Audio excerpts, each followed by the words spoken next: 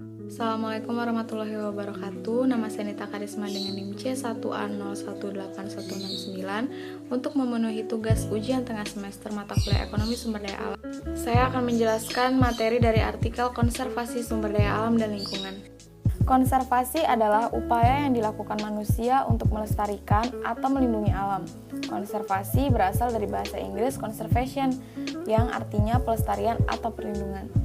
Menurut ilmu lingkungan, konservasi dapat diartikan sebagai upaya efisiensi dari penggunaan energi, produksi, transmisi, atau distribusi yang berakibat pada pengurangan konsumsi.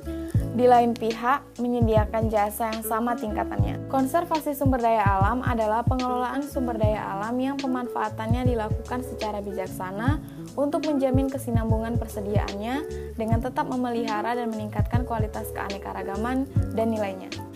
Menurut Undang-Undang Nomor 32 Tahun 2009, kegiatan konservasi selalu berhubungan dengan suatu kawasan.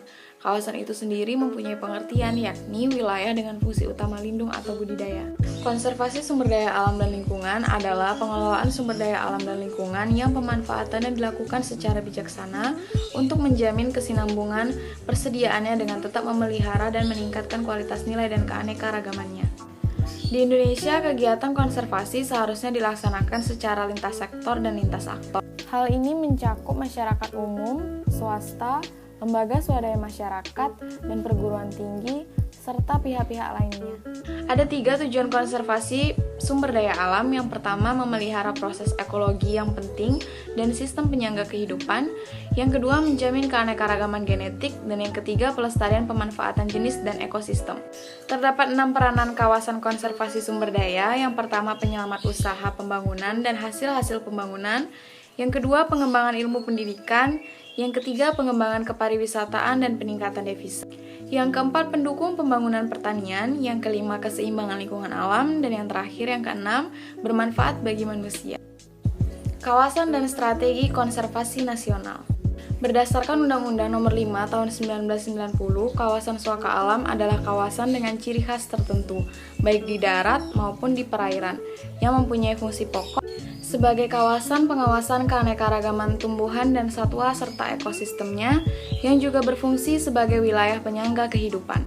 Kawasan suaka alam sendiri terdiri dari 1 cagar alam, 2 suaka marga satwa, 3 hutan wisata, 4 daerah perlindungan plasma nutfah, dan yang kelima daerah pengungsian satwa. Selanjutnya, strategi konservasi nasional di sini dirumuskan ke dalam 3 hal dan taktik pelaksanaannya adalah: yang pertama, perlindungan sistem penyangga kehidupan. Pelaksanaannya yaitu yang pertama, penetapan wilayah PSPK, yang kedua, penetapan pola dasar pembinaan program PSPK, yang ketiga, pengaturan cara pemanfaatan wilayah PSPK, yang keempat, penertiban penggunaan dan pengelolaan tanah dalam wilayah PSPK, dan yang kelima, penertiban maksimal pengusahaan di perairan dalam wilayah PSPK.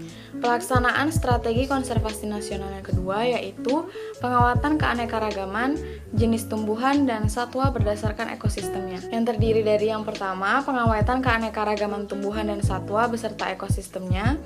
Yang kedua, pengawetan jenis tumbuhan dan satwa atau konservasi in situ dan ex situ. Selanjutnya, pelaksanaan strategi konservasi nasional yang ketiga adalah pemanfaatan secara lestari sumber daya alam hayati dan ekosistemnya, yang terdiri dari pemanfaatan kondisi lingkungan kawasan pelestarian alam dan pemanfaatan jenis tumbuhan dan satwa liar dalam bentuk pengkajian, penelitian, dan pengembangan, serta pertukaran budidaya. Terdapat 2 metode konservasi sumber daya alam, yaitu in situ dan ex situ. In situ adalah upaya pelestarian keanekaragaman hayati, baik berupa flora ataupun fauna, yang dilakukan di habitat asli spesies tersebut. Di dalam metode konservasi sumber daya alam in situ ini, lingkungan yang akan menjadi konservasi harus masih berada dalam kondisi yang layak dan terjaga untuk dihuni spesies tersebut.